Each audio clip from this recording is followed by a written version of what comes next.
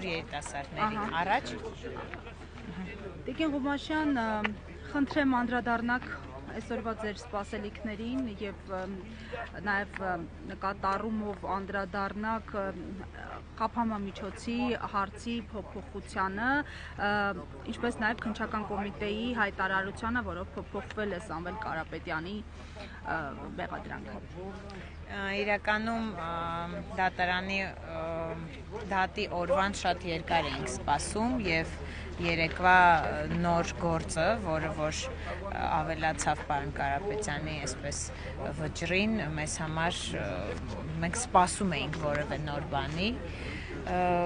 ինչ ակնկալիքներ ունենք այսօրվանից, իրականում ինչպես եւ ամեն անգամ սպասում ենք, որ դատավորը վերջապես իր խղճին դեմ չի աշխատի եւ կգործի օրենքի սահմաններում եւ ազատ կարձակվի պարոն Կարապետյանը։ Բավականին երկար եւ ծանր օր է մեզ սպասվում, բայց մենք տեսնում ենք ինչքան մարդ է գալիս, միանում մեզ, նաեւ տեսնում ենք այն բոլոր մարդկանց, ովքեր միացել են որպես կամավոր մեր ձևով շարժմանը, իրենք արդեն 5000-ից ավել են եւ այդ սրտացավ մարդիկ իսկապես հավատում են եւ հույս են տեսնում այս շարժման մեջ եւ ինչպես եւ մենք բոլորս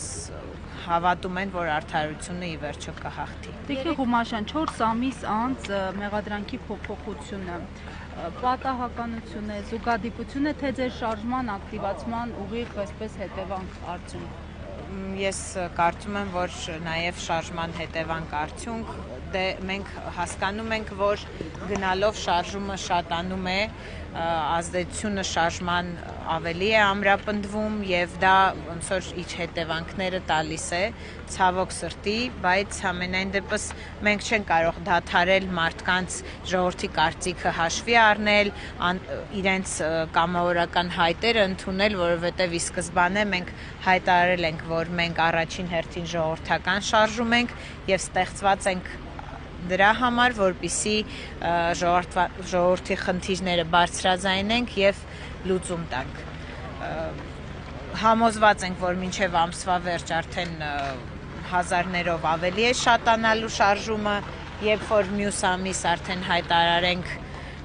նաեւ կուսակցության մասին, լրիվ ուրիշ թվեր կլինեն, այդպես։ Հաստաբանական խումբը նշում է, որ Վահե Դոլմազյանը այդքան էլ լավ համբավով հայտնի չէ։ Այս բարակայում ինչ ակնկալիքով նշում են, որ արդարությունը միգուցե վերականգնվի։ Այդ բարակայում ինչ է կարծում, հաշվի առնելով այդ հանգամանքը։ Մենք բավականին երկար սպասում ենք, թե որ դատավորը կընտրվի այսօրվա համար եւ ձեր նշած դատավորը այո իսկապես չի փայլում իր արդարությամբ, բայց ամենայն դեպս ինչ որ հույս ունենք, որ այսօր ինչ որ մի նոր զգացմունք իր մեջ կզարթնի եւ ի վերջո կհասկանա, որ մանավանդ Միքայել Սրբազանի դատավարությունից հետո լսելով թե մարդիկ ինչպես են արձագանքում ընդհանրապես դատավորների վճիռներին, Աստված տա, որ իր մեջ քրիստոնյան այսօր զարթնի։ Շնորհակալ եմ։